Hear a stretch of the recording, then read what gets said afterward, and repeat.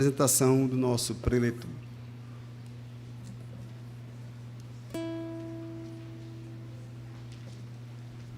Como é bom estarmos na casa do Senhor para adorá-lo.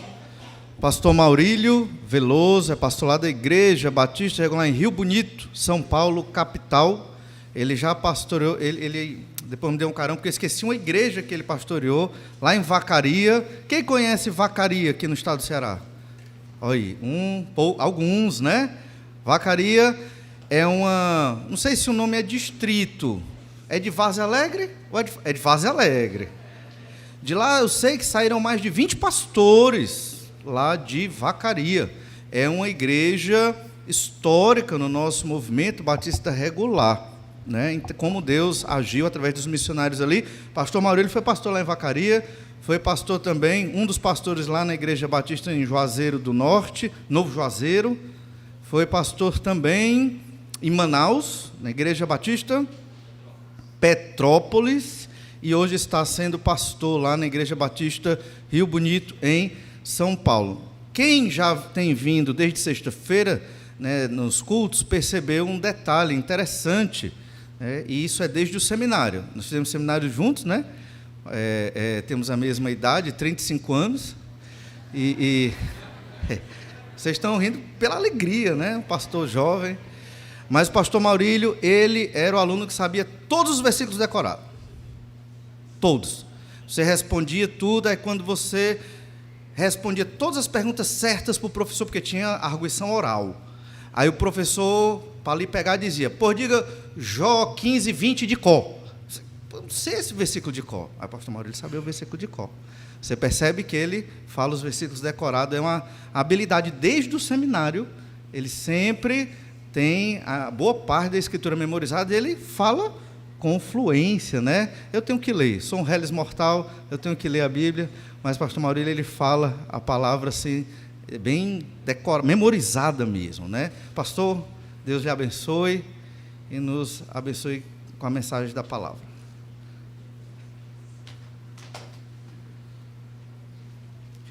Boa noite mais uma vez. Eu queria agradecer demais o carinho dos irmãos, desde lá a estada na casa do pastor Valnei, a irmã Daniela, seus filhos, que são muito maravilhosos, né? Sofia e o Estevão, né? E poder rever alguns irmãos aqui, conhecer outros, e aí o nosso coração vai dilatando, né? A gente vai sendo recompensado, ou melhor dizendo, consolado pela saudade dos irmãos lá de São Paulo, também na nossa igreja querida, e da minha amada esposa, que não pôde vir desta vez, né? Diana, não é a dos Efésios, é a minha, tá certo? Mas é a oitava maravilha do mundo atual, né?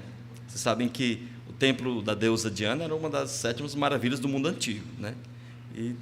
E ela é a oitava maravilha do mundo de hoje, né? Não, mas muita saudade. Os irmãos puderam amenizar um pouco isso. Aliás, bastante, né? Mas não foi suficiente, tá? Mas eu queria agradecer, tá? Pude conhecer vários irmãos queridos, e que alegria, que honra poder participar desse momento tão agradável e festeiro, né? E por falar em amor, o que você mais ama nesse mundo? Pensa um pouco, não fale em voz alta, principalmente se seu cônjuge estiver do seu lado. Estou brincando, tá? Mas o que você mais ama? Pense um pouco. Se você tivesse que fazer um pedido ao Senhor por algo que você muito quer, o que você faria?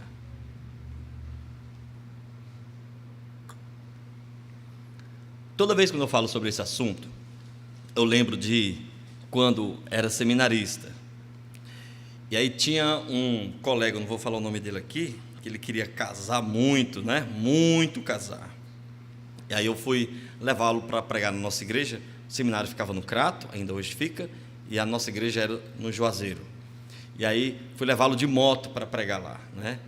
E aí, na Avenida Castelo Branco, fui fazer a curva para a Rua São Benedito e vi um ônibus na direção contrária, fazendo também a curva na direção, né, oposta, e a traseira do ônibus tomou toda a rua onde a gente estava. e a gente estava muito na hora, e um pouquinho rápido, e aí foi o jeito, ainda bem que dava para pegar um pedacinho, depois eu confessei o pecado ao Senhor, mas foi o jeito, pegar um pedacinho da calçada, né? E aí aquele irmão disse, por amor de Deus, não faça isso que eu quero casar, né? E aí depois, chegando, a gente foi para o culto, e aquilo ficou na minha cabeça, né? E aí eu perguntei a ele, fulano, vem cá, se Jesus aparecesse para você e perguntasse, você quer que eu volte agora, ou quer que eu espere você casar primeiro? O que você diria? E aí ele pensou um pouquinho, aí disse, posso falar a verdade mesmo? E, claro, o que você responderia? E ele disse, Jesus ia voltar mesmo de qualquer jeito? Eu digo, sim, era só uma questão de tempo, se seria agora ou depois de você casar, né? E ele disse, eu diria, Senhor, espera pelo menos pela lua de mel, aí depois da lua de mel o Senhor pode vir, né? Meus queridos, temos meditado sobre o tema Desperta Igreja, né?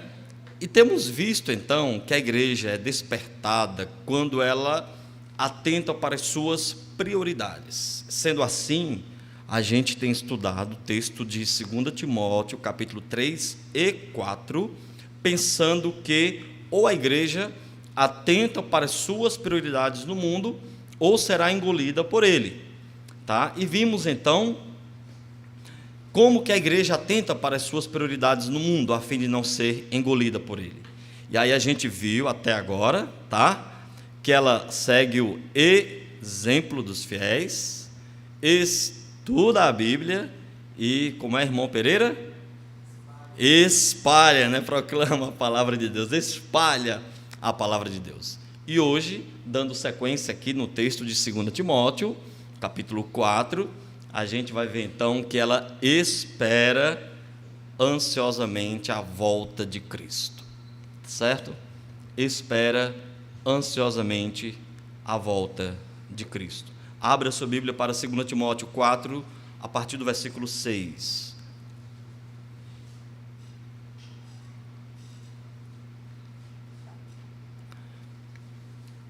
Esperança da volta de Cristo.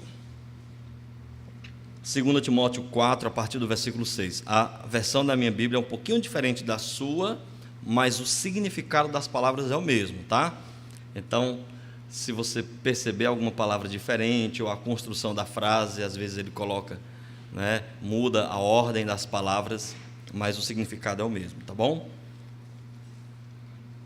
Então ele vai dizer, quanto a mim, estou sendo já oferecido por libação, e o tempo da minha partida é chegada.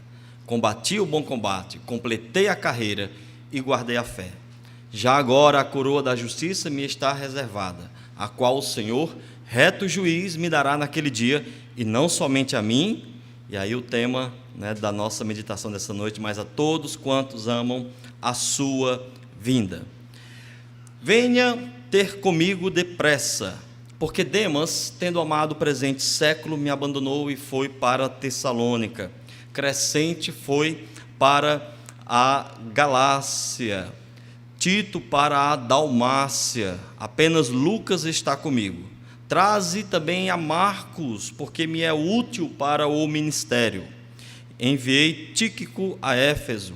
Quando vier, não se esqueça de trazer a capa que deixei em Troade na casa de Carpo. Traze também os livros, especialmente os pergaminhos. Alexandre, o latoeiro, me causou muitos males. O Senhor lhe dará paga, então, naquele dia. Deixa-me ver aqui. Toma contigo, versículo 15. Toma cuidado com ele, porque se opôs fortemente a tudo o que dissemos. Na primeira vez que fui levado perante o juiz, ninguém me acompanhou. Todos me abandonaram. Que isso não lhe seja cobrado deles. Mas o Senhor permaneceu ao meu lado e me deu forças para que eu pudesse anunciar as boas novas plenamente, a fim de que todos os gentios as ouvissem.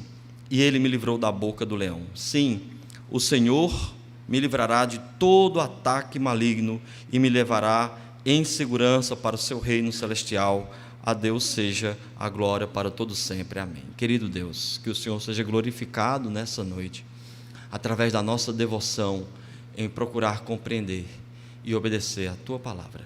Que o Teu Espírito Santo abra o nosso coração, abra o nosso entendimento, a fim de compreendermos o que o Senhor quer para nós. Nós te oramos em nome de Cristo.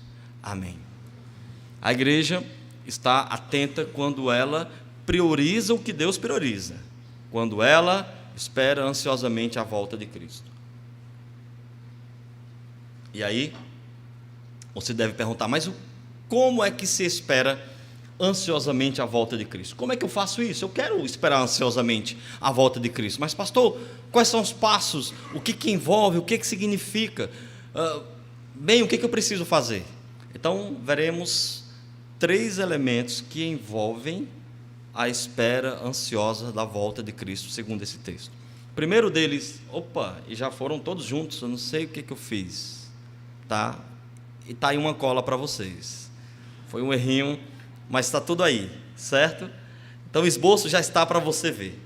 E eu peço perdão, a ideia seria soltar cada um por sua vez, mas está aí e vamos tentar nos concentrar em cada um deles por vez. Então, primeiro, envolve uma visão correta do que é a vida. Voltando para o versículo 6, tá? Agora Paulo muda de tom. Você deve estar lembrado, você que está desde o primeiro dia, está lembrado de que constantemente o apóstolo faz um contraste, não é? Uma comparação, mostrando a diferença entre os homens característicos dos últimos dias e o homem de Deus, chamando a atenção especificamente para Timóteo. Então, volta e meia ele vai dizer, eles, ou os perversos, ou os homens impostores, ou os homens pecadores, e quanto a ti, ou tu, porém. Agora, ele muda de tom e passa a falar de si na primeira pessoa, né? Quanto a mim. Timóteo, agora atente para mim, né? Volte para o meu exemplo, aquele que você tem seguido desde lá, ele vai mencionar no versículo 10 do capítulo 3, né? Tu tens seguido de perto o meu ensino, então volte para mim. Quanto a mim, estou sendo já oferecido por libação. Essa expressão, sendo oferecido por libação, é interessante. Ela tanto já havia aparecido nas Escrituras, quanto era uma expressão utilizada comumente no mundo pagão, mundo idólatra. Deixa eu colocar aqui o relógio do lado, porque eu sei que hoje vai ter um bocado de bolo ali fora depois, né? Mas deixa eu colocar aqui. Vou tentar não passar de 2 horas, tá certo? Ou vocês querem que eu passe? Não vou passar, tá bom. Aí você vai dizer, pode passar, pastor, só não estarei aqui, né? Não. Então, no mundo romano, o que eles faziam? Né? Toda comida, refeição, era também derramada aos deuses. Até hoje você vê algumas pessoas vão tomar um pouco de alguma coisa, né? Vão dizer, esse aqui é para o santo. Já viu isso? Aí derrama um pouco. Isso não é novo, isso já havia naquela época, tá? Mas também era um tipo de sacrifício oferecido ao Senhor. Haviam vários sacrifícios, tá? Para se oferecer a Deus. E dentre eles, um era o sacrifício de libação. Era o sacrifício de líquido, em que você pegava um líquido precioso e derramava em adoração ao Senhor. Isso nos faz lembrar de um episódio muito interessante que fala dos valentes de Davi, né? Quem gosta aí de relatos épicos, você vai ver lá no final do 2º livro de Samuel, né? Davi tinha 3 grandes valentes. Ele tinha um exército de 30 que era sempre renovado, chegou a cerca de 38, à medida que um ia morrendo, né? Dentre eles tinha aquele Urias, que foi marido de Betseba, né? E tinham 3 valentes que os caras eram giraia, né? Vai dizer que o mais fraquinho valia por 1000. Então, certa vez Davi cercado pelos filisteus, e aí ele está lá, né? Como que falando em voz alta, né? Ele diz, quem me dera tomar da água que está lá na fonte de Belém. Aqueles caras ouviram isso, foi suficiente. E eles saíram derrubando filisteus. Ali dava um filme muito massa, né? Muito show de bola. Saíram derrubando o filisteu, e era filisteu para cá, filisteu para lá, e eles, né? 2 fizeram lá a escolta, e um pegou água na fonte, e voltaram os 3 e tal, e matando o filisteu, e era filisteu caindo por todo lado. Chegaram a Davi, está aqui, ó, seu desejo foi realizado. Parecia o gênio da lâmpada, né? E aí Davi pegou aquela água e disse: não, Deus me livre, né? Longe de mim tomar a água que custou o sangue de homens. E o que ele fez? Derramou como libação ao Senhor. Agora, voltando para cá, Paulo diz: quanto a mim, já estou sendo oferecido por libação. Percebe o que era a vida para Paulo? Para ele, a vida era uma oportunidade para servir a Deus aqui. Esse é o propósito da vida. Para muita gente, a vida não tem propósito, né? Para muita gente, a vida é fruto do acaso, um processo aleatório. Somos apenas uma dança de DNA, né? Uma dança de sabe lá o quê? Somos uma ameba evoluída. Tanto faz o que quer que você faça ou deixe de fazer. Nós devemos enxergar a vida como um meio de servir a Deus. Esse é o propósito. Por isso que no capítulo 20 de Atos, versículo 24, Paulo está se despedindo dos pastores de Éfeso ali. Aí ele diz que os crentes não vão mais ver o seu rosto e tal, o pessoal fica triste. Não faça isso, Paulo não vai embora. Ele disse: olha, em nada considero a vida preciosa para mim mesmo, conquanto que eu complete a minha carreira e o ministério que me está proposto de pregar a palavra. É para isso que serve a vida. Sua vida não é um monumento a ser exposto pelos homens, não é, então, um meio para você fazer o que quer, ou o que deseja, o que lhe dá na telha. Não é para agradar as pessoas, ser bem-quisto necessariamente. Não é esse o alvo é adorar a Deus, no que quer que você faça. É 1 Coríntios 10, 31, né? Quer comais, quer bebais, ou façais qualquer outra coisa, fazei tudo para a glória de Deus. Nós não adoramos a Deus só aqui, adoramos a Deus enquanto vivemos e enquanto vamos caminhando, no que quer que fizermos, nós adoramos a Deus. Estou sendo oferecido por libação. E aí ele usa uma outra expressão, né? Ele diz: o tempo da minha partida é chegado. Essa expressão, o tempo da minha partida é chegado, é uma expressão tirada de um outro contexto também, vários contextos. Era utilizado para falar, por exemplo, de quando você iria desarmar tendas, para mostrar que você já está indo embora, né? Você ficou um bom período em um lugar e agora vou desarmar a tenda, o tempo da minha partida foi chegado. Era utilizado também para falar de um navio quando estava levantando âncora, então vamos zarpar, vamos embora. Era utilizado para falar, por exemplo, de um animal de carga que precisava, então, tirar o jugo. Ele tinha trabalhado o dia inteiro e agora estava na hora, o tempo de partida tinha chegado, de voltar para casa. Então, de tirar todo o jugo e descansar. A gente não sabe qual dos contextos que Paulo se referiu aqui. Se for se referindo a esse último, então ele está dizendo: pronto, meu trabalho chegou ao final, agora eu vou descansar. Chegou a hora do sono dos justos, né? Vou descansar, encarando a vida aqui como uma oportunidade de trabalhar para Deus, de que vamos um dia entrar no descanso do Senhor, né? O ponto aqui é que Paulo está reconhecendo que chegou ao final, que ele realmente seria morto pelas mãos de Nero, e que foi de fato, né, o seu carrasco. Aliás, Nero tanto foi responsável, seguindo a tradição eclesiástica aí, né?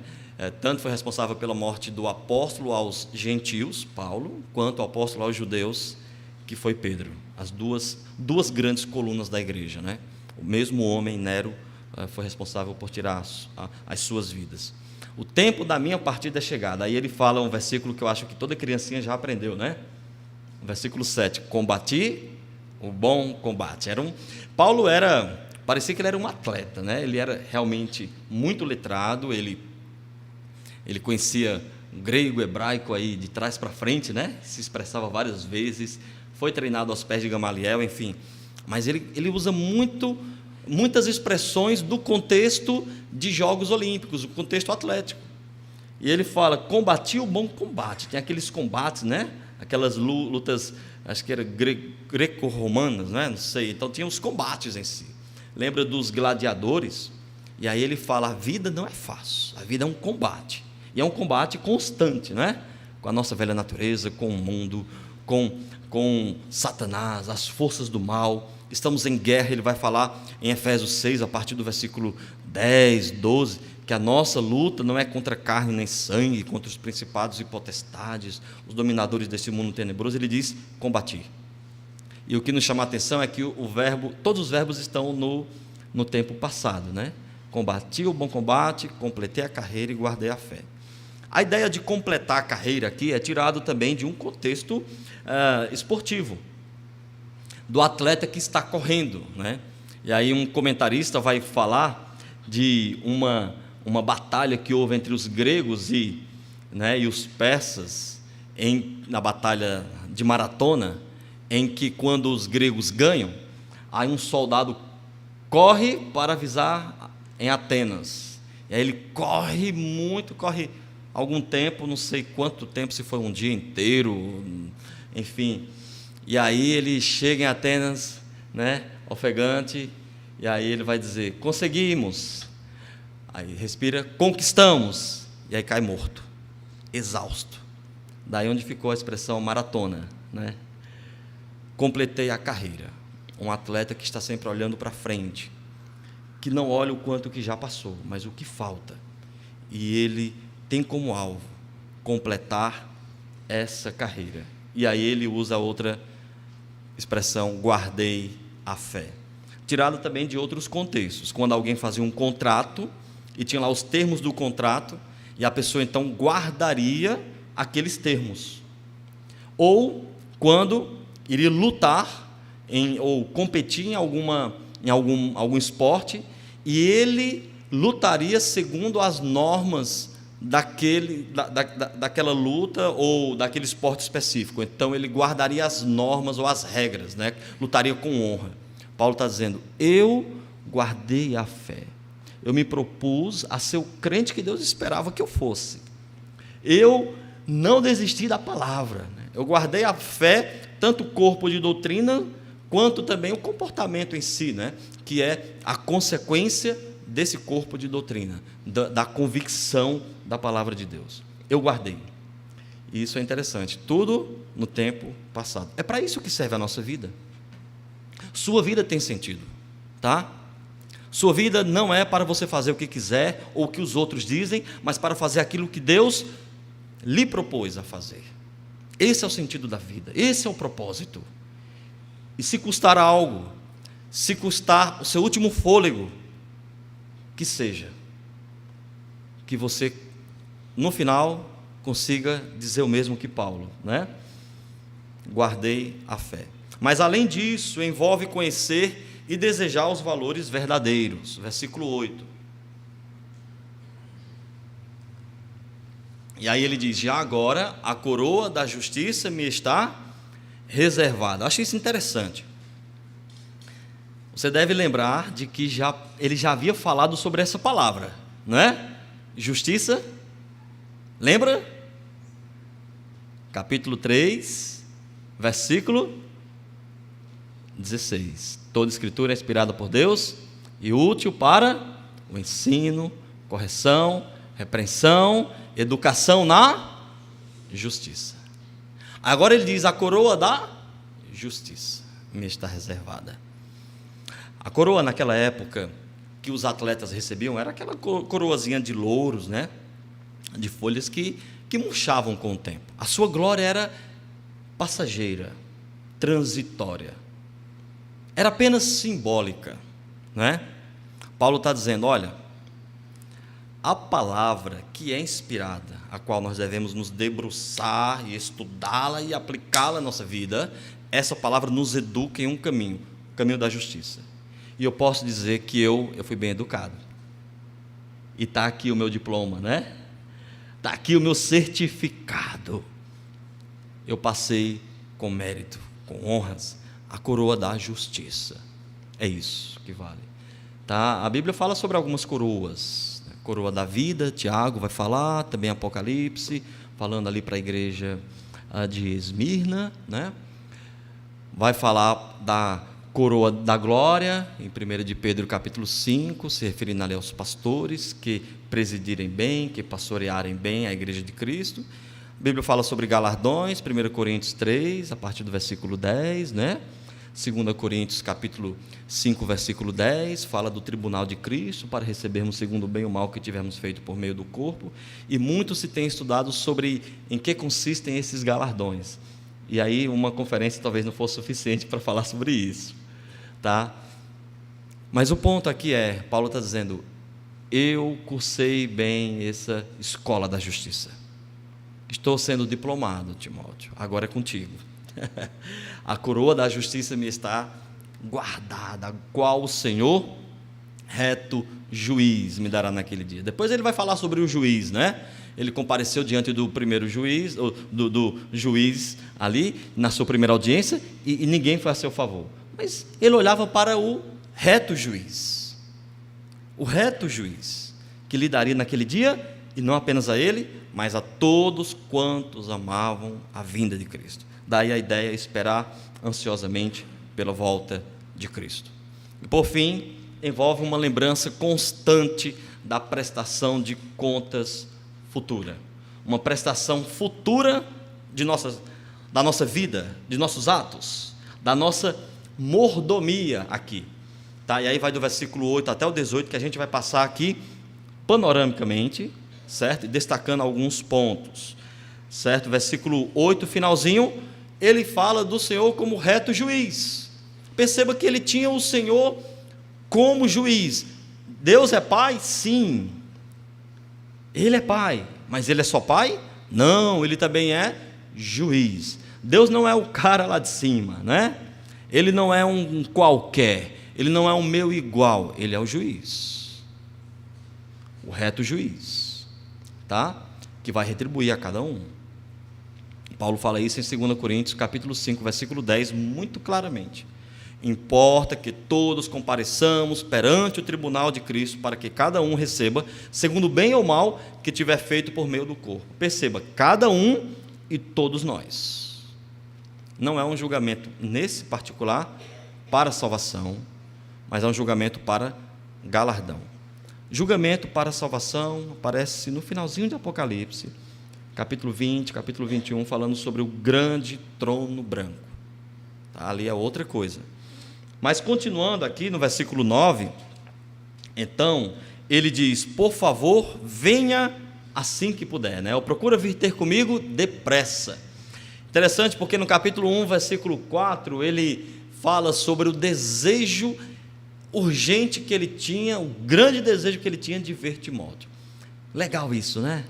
A saudade que gera entre irmãos queridos, irmãos amados de Cristo. Paulo considerava Timóteo como filho na fé, e era realmente, era muito querido. E aí ele fala dessa urgência de ter Timóteo novamente consigo.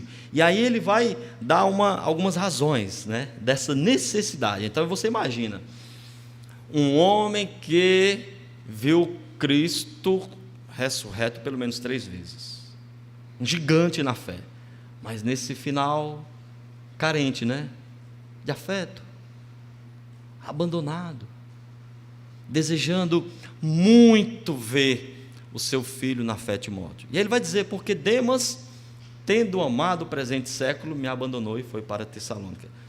Aqui gera muito debate. Demas, ele aparece como cooperador de Paulo lá em Filemon, versículo 24. Era um cooperador de Paulo, ali, na primeira prisão de Paulo, aqui é a segunda. Nesse intervalo, Demas resolveu amar o presente século. O que seria amar o presente século? Ah, pastor, é porque ele amou no sentido de que ele caiu na orgia e tal. O texto não diz necessariamente isso, né? Ah, pastor, ele amou porque ele deixou o trabalho missionário e foi procurar acumular bens. O texto também não diz isso. É difícil você saber o que é amar o presente século aqui. Eu imagino, pensando em 1 de João, capítulo 2, versículo 16, né? Não ameis o mundo, nem as coisas que há no mundo, porque todo o que ama o mundo, o amor do Pai não está nele. Porque tudo que há no mundo, a concupiscência da carne, a concupiscência dos olhos, a soberba da vida, não procede do Pai, mas procede do mundo. Versículo 17, ora, o mundo passa, bem como a sua concupiscência, mas o que faz a vontade do Senhor permanece eternamente. Eu acredito que ele amou o mundo, o encanto, ele se encantou pelo mundo. Ele não amou a volta de Cristo como deveria. Ao invés, amou os encantos do mundo. O mundo tem lhe encantado? Tem. O mundo tem lhe seduzido? Você tem olhado para o mundo com aquele saudosismo? Ah, era tão bom, né? Quando eu vivia em Sodoma, quando eu vivia em Gomorra. Ah, que tempos! É isso? Você tem olhado para as coisas de Deus e dito: puxa, já chegou domingo, tenho que ir de novo para a igreja. Ih, passou o dia, não li a Bíblia, estava tão bom e agora eu vou ter que ler, né? Eu tenho que orar. É assim? Tem que falar de Cristo. O que você tem amado mais? A volta de Cristo? O mundo? Lembre-se, Demas era cooperador. Filemão 24. Era cooperador.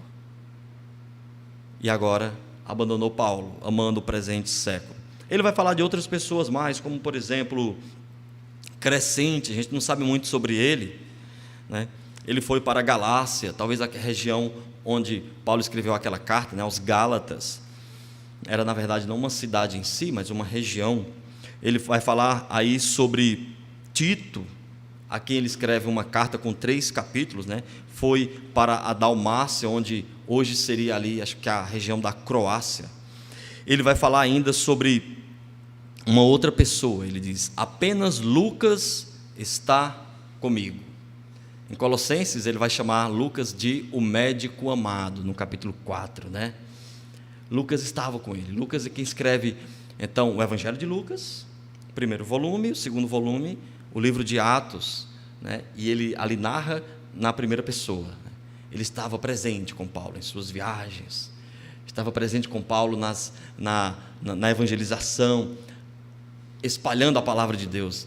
Ele era um médico e era muito amado, estava ali com ele. A gente sabe que Paulo, ele tinha, né, ele fala aos Gálatas que se os Gálatas pudessem, teriam dado os próprios olhos. Alguns acham que Paulo tinha problema de vista, a gente não sabe exatamente, né? Mas Paulo fala do espinho na carne, não sabemos exatamente como que era esse espinho, mas Lucas deve ter ajudado muito o apóstolo com o seu dom, né? Com o seu conhecimento de medicina, por que não? Mas mais do que isso, com o seu companheirismo. Ele diz: apenas Lucas está comigo. Estava lá, né? O fiel escudeiro. A gente não vê em nenhum momento Lucas pregando diretamente a palavra. Eu acho isso interessante, né? Mas estava lá, cooperando, até o fim. Quando muitos abandonaram o apóstolo, ele estava presente. E aí vem uma outra nota interessante. Ele diz: traze a Marcos, pois me é útil para o ministério. O que a gente sabe sobre Marcos? Ele escreveu o Evangelho de Marcos, né? A tradução vai dizer que foi Pedro citando e Marcos escrevendo. Ele aparece no livro de Atos, ali, como filho de Maria, aquela onde a igreja se reunia em oração. Pedro, quando sai da prisão, vai para a casa dele. Ele era parente de Barnabé. E quando na primeira viagem de Paulo e Barnabé, ele acompanha como uma espécie de assistente. A gente não sabe exatamente como que ele estava assistindo ali, cooperando, mas era como um assistente. E no meio da viagem ele desiste, ele volta. Não sabemos exatamente o porquê. Talvez as dificuldades, né? Perseguição, Não sabemos exatamente. Ele volta. Na segunda viagem, aí Barnabé quer levá-lo. E aí Paulo diz, não é assim não, meu amigo. Aqui não é casa de mãe Joana, né? Não é assim. E aí a discussão é tão grande que os dois missionários se separam. Paulo leva consigo Silas, Barnabé leva Marcos, treina-o. E agora a gente vê Marcos sendo útil para o ministério. Bem, nós já vimos que no capítulo 2 dessa carta de 2 Timóteo, Paulo vai falar que em uma grande casa há utensílios de todo tipo, mas aquele utensílio que se purifica será útil ao seu possuidor. Durante um tempo Marcos não foi útil, mas agora é útil. Durante um bom tempo Demas foi útil, mas agora não é. Percebe qual a diferença? Eu acredito que a pista está em amar a volta de Cristo. Isso faz toda a diferença. Isso faz toda a diferença. Não importa tanto como você começa, mas como você chega lá. Muitos começam bem, mas não continuam. Se encantam por outras coisas. Acabam amando outras coisas. Devemos cultivar um amor constante pela volta de Cristo. Ele continua aí falando, ele fala sobre Tíquico, que deixou em Éfeso, talvez para substituir Timóteo, que era pastor de Éfeso. Ele queria que Timóteo voltasse logo, né? O trabalho não pode ficar sem ninguém, então tinha mandado lá talvez Tíquico para Éfeso. Tíquico quem leva também a carta de Paulo aos Efésios, então era conhecido dos irmãos, tá? Era um servo leal, mas ficou lá. Ele vai falar então, vai fazer um pedido muito particular. Ele diz, quando vieres, traze a capa que deixei em Troade na casa de Carpo e os livros, especialmente os pergaminhos. A capa era então um tecido de couro com um furo no meio, onde servia tanto para se cobrir, quanto especialmente aquentar-se em dias de frio. E o frio estava chegando, né? Ele precisava disso. Talvez ele tenha saído de Troade, que era aquela cidade, era onde ele teve a visão, lembra? Do varão macedônio, dizendo, passa a Macedônia e ajuda-nos. Então talvez ele tenha saído dali rapidamente, a ponto de esquecer a capa, né? Não deu para levar consigo. Ele era muito perseguido. E agora ele diz, traze, né? O frio está chegando, eu preciso disso. E os livros, especialmente os pergaminhos. É difícil saber exatamente, né? Os livros eram feitos normalmente de papiro, e alguns acham que esses livros aqui eram alguns evangelhos antigos, e que os pergaminhos, que eram feitos de couro, de pele de animais, eram possivelmente aqui a Torá, né? Se referindo ao Antigo Testamento. Mas o ponto é que era alguém que não desistia, não diminuía o passo, ainda que desejasse ardentemente pela volta de Cristo e que soubesse que estava para morrer. Ele não queria terminar mal, ele queria continuar firme. Isso nos faz lembrar de William Tyndale, que vai falar, né, o comentarista William Barclay vai falar sobre ele, foi no século XVI, tá? Em que ele traduziu a Bíblia para a língua belga, e lá então ele foi sentenciado ao martírio, à morte, estava na prisão, e o frio estava chegando, e aí ele escreve para um amigo muito querido, e ele usa essas palavras, mas de maneira parafraseadas. Ele vai falar para o amigo, olha, pela graça de Deus, traga uma capa para que eu possa me aquentar e esquentar as extremidades do corpo, tá? E traga os meus livros, especialmente minha Bíblia hebraica. Ele diz isso. E o martírio estava chegando. Ele só iria sair dali para a morte. E aí a gente diz, Cristo está voltando, né? Isso me faz lembrar, lá de Manaus, tinha uma irmã que disse, pastor, falando do filho dela, né? Disse, eu não sei o que eu faço com esse menino. Era um junior, né? E diz, é porque ele disse o seguinte, eu fui chamá-lo para ir para a aula, e ele disse, mãe, mas Jesus não está voltando? Então, para que ir para a escola, né? Não é? Jesus está voltando, e é por isso mesmo que você tem que continuar fazendo o que deve ser feito.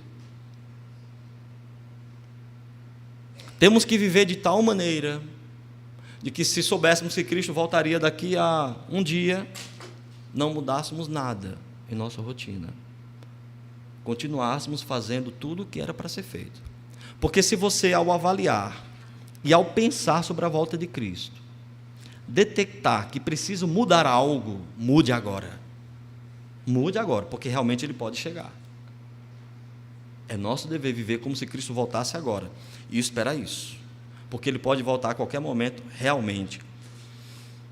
Mas continuando, o texto aí no versículo de número, deixa-me ver qual é o número, 14,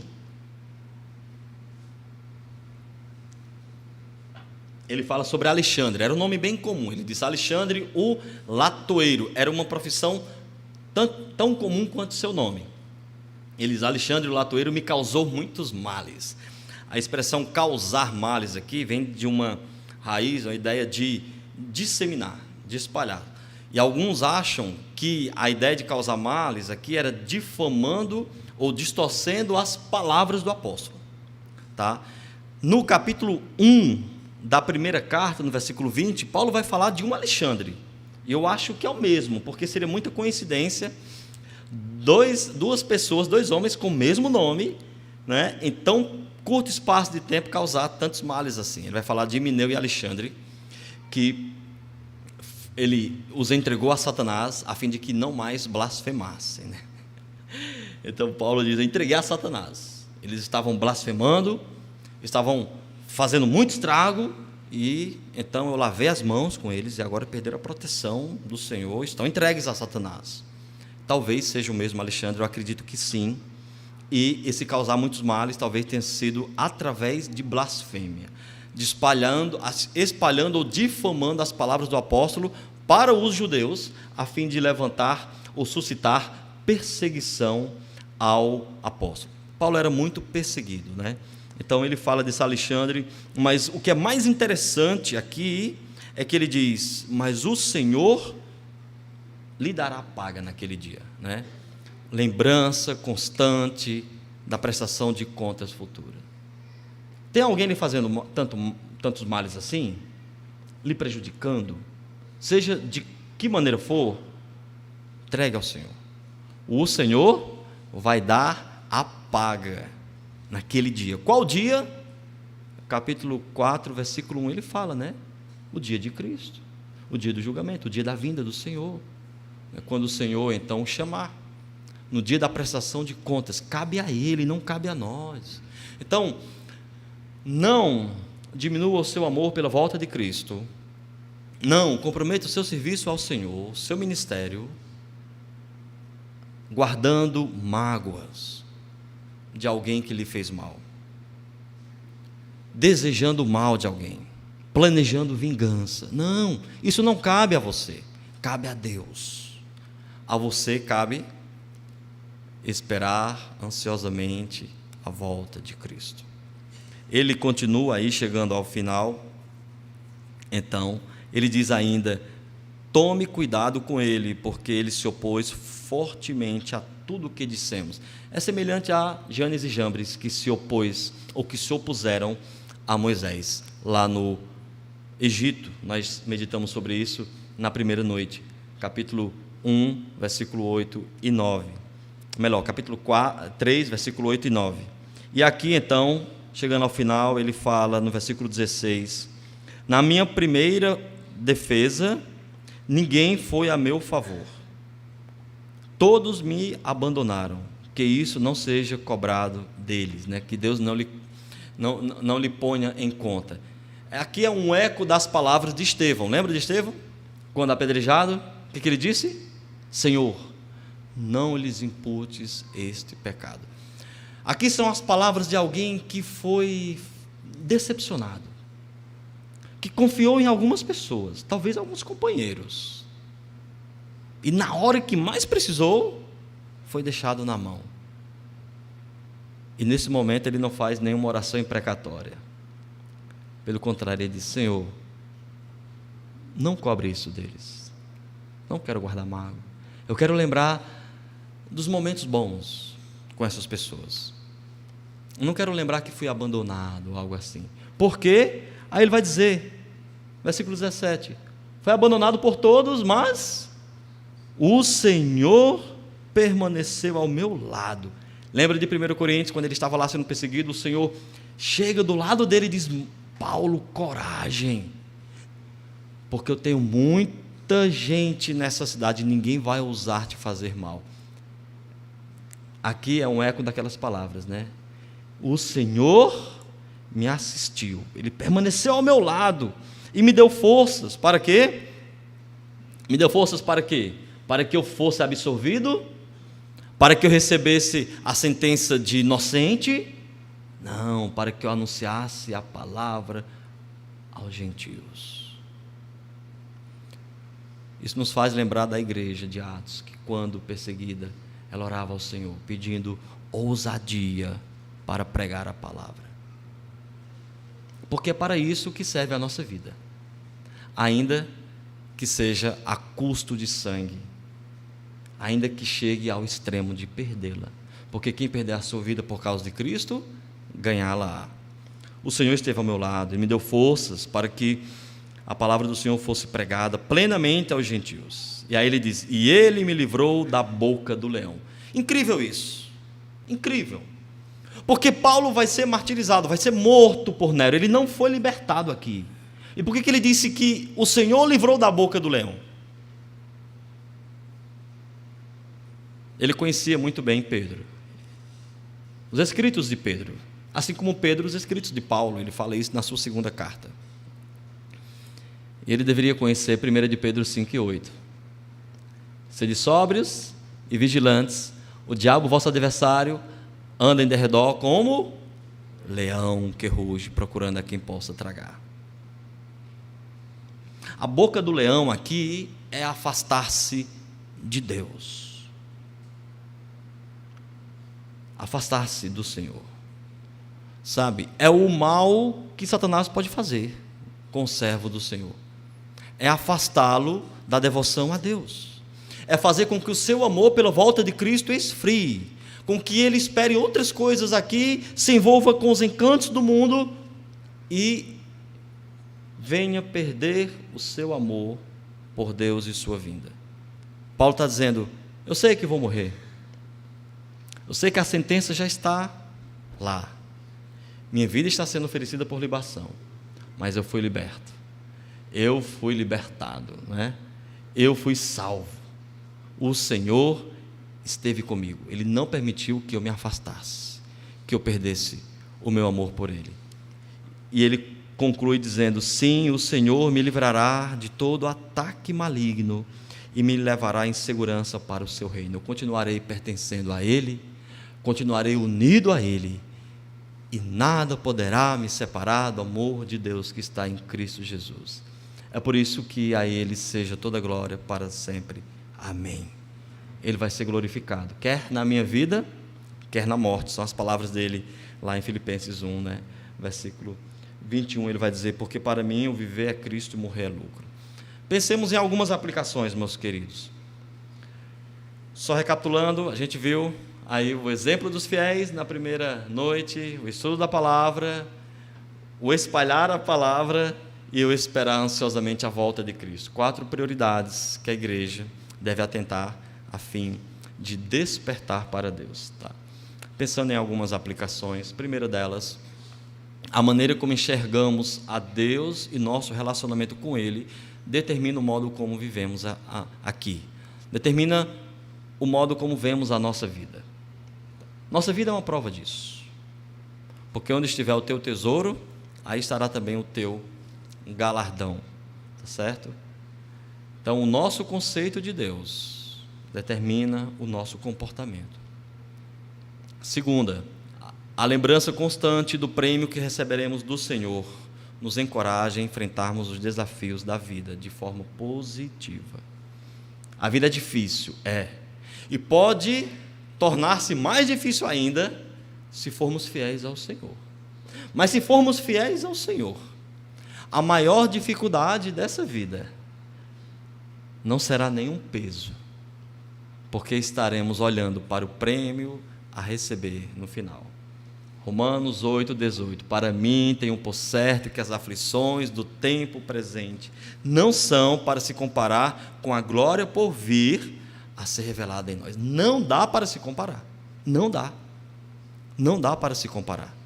Tá? Olhe para o prêmio. Está difícil. Está difícil ministrar. Está difícil, então, servir com o seu dom. Está difícil? Olhe para o prêmio. Olhe para o prêmio. Está difícil ser o marido que agrada a Deus? Olhe para o prêmio. Está difícil ser a esposa que agrada a Deus? Olhe para o prêmio. Está difícil manter-se solteiro com fidelidade ao Senhor? Olhe para o prêmio. E seja lá o que for difícil, olhe para o prêmio, a coroa da justiça, a qual o Senhor reto juiz me dará naquele dia, e não apenas a mim, mas a você também, se você amar a volta de Cristo. Terceira aplicação: não somos perfeitos, somos limitados, estamos em um processo contínuo de aprendizado. Paulo diz: traze os livros, especialmente os pergaminhos. Paulo precisava estudar, educado aos pés de Gamaliel, né? Cidadania romana, falava grego, hebraico, sem problema nenhum. Viu a Jesus pelo menos 3 vezes. Aprendeu do Senhor lá no deserto da Arábia, ele vai dizer isso aos Gálatas.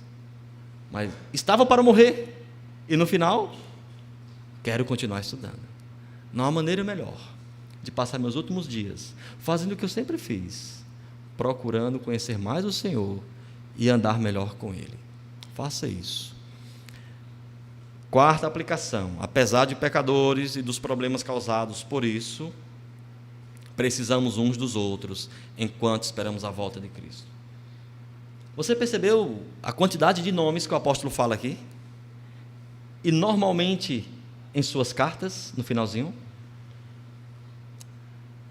quando ele escreve a carta aos Romanos, ele vai citar lá uma infinidade de nomes, de colaboradores. Algumas dessas pessoas com certeza eram problemas, davam trabalho, né? Ele falou aí de vários deles, que agora, por exemplo, muitos outros abandonaram. Mas percebe como ele era o homem do povo, como ele reconhecia a necessidade de estar perto, de que ele sozinho não poderia andar com Deus, e que ele precisava dos irmãos uns dos outros. Precisamos uns dos outros. Você não pode ser a pessoa que Deus deseja que você seja, nem fazer o que Ele estabeleceu para você fazer, nem viver a vida que Ele planejou para você, se você não buscar a companhia, a ajuda dos demais irmãos. Não dá. E aqui é um problema para aqueles que não querem viver em igreja. Igreja é muito mais do que uma história de muita fé e adoração, construída sobre um fundamento, com apenas um propósito: glorificar ao nosso Deus, anunciando a Jesus Cristo como nosso único Salvador. Igreja Batista Manancial, 60 anos ensinando a genuína Palavra de Deus.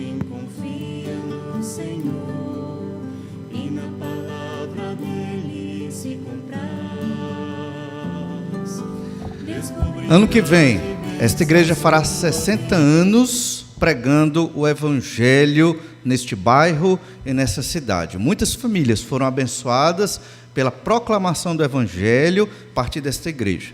Várias pessoas fizeram isso, vários pastores, vários irmãos, servos e servas do Senhor. Nós já estamos pedindo oração a todos para que estejam empenhados, orando, servindo a Deus, porque queremos festejar já, desde o dia 1º de janeiro, se Deus permitir, os 60 anos da nossa igreja. Irmãos, a igreja, como o pastor bem pregou aqui, coluna e baluarte da verdade. Não tem como viver com Deus sem a sua palavra e sem o corpo de Cristo, que somos nós. E nós já queremos que os irmãos estejam orando pelos 60 anos da nossa igreja. Esse ano foi 59, o pastor Maurílio ficou confuso. E agora? Eu errei de novo? Não, é 59 esse ano. Mas já vamos orar pelos 60 anos da nossa igreja, teremos muitas atividades maravilhosas para a glória de Deus.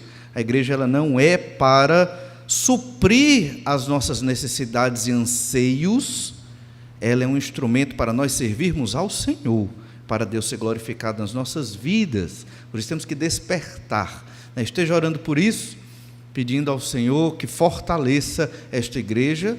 Quem está bem ativo aqui sabe das lutas, né, daqueles infelizmente que caem no meio do caminho, mas também daqueles que o Senhor ergue. E uma notícia maravilhosa também é de um jovem da nossa igreja. Ele já vem desde cedo aqui na igreja, muito conhecido, filho da nossa irmã Núbia, do João, o Bergson. Ele creu no Senhor Jesus Cristo. Esses dias conversei com ele e eu disse, ele não pôde vir hoje, aí eu ia apresentá-lo, outro domingo eu farei isso. E ele disse, mas pastor, fale para a igreja, né? E ele creu e está muito feliz. Se você vê o Bergson, dê um abraço nele e ore, porque se Deus abençoar, em breve vai ser o João, né? Pai dele que ainda não creu no Senhor, né? João não veio hoje também não, mas ele sabe que a gente ora por ele. Irmãos, antes de encerrar esse nosso tempo maravilhoso de festa, dizer que teremos, né, um bolo, um salgado para todos aqui, né, que estão convidados a participar. Já vamos orar agora pelo adiantado do nosso tempo e daqui já vamos para o nosso momento de comunhão. E tem um cenário bonito ali para você bater foto também, caso queira. Então vamos orar. Mais algum aviso que eu esqueci? Não, né? Esqueci de nada, graças a Deus. Pois vamos orar, agradecer ao Senhor pela bênção que o Senhor é nas nossas vidas. Obrigado, Pai amado, porque o Senhor desperta a Tua igreja. A glória do Senhor, é o Senhor quem age. Estamos aqui para bendizer ao Senhor, glorificar o nome do Senhor com cânticos, com a oração, com os batismos, com a Tua palavra pregada e com a vida de cada um aqui, com o coração quebrantado e contrito, para obedecer ao Senhor. Ajuda-nos para sermos luz no meio das trevas, que o Senhor use a Tua igreja aqui, Igreja Batista Manancial, apenas uma das muitas igrejas fiéis ao Senhor, para abençoar esta cidade com a proclamação da Tua palavra. Obrigado, Senhor Deus, pelos 59 anos desta igreja, que tem abençoado tantas famílias e tantas vidas. Nos ajuda, precisamos do Senhor para completar a nossa carreira, combatendo esse bom combate e guardando a fé. É o que nós pedimos, ó Pai, no nome do Senhor Jesus Cristo. Amém. Deus abençoe a todos, uma boa noite e vamos para o nosso tempo de comunhão.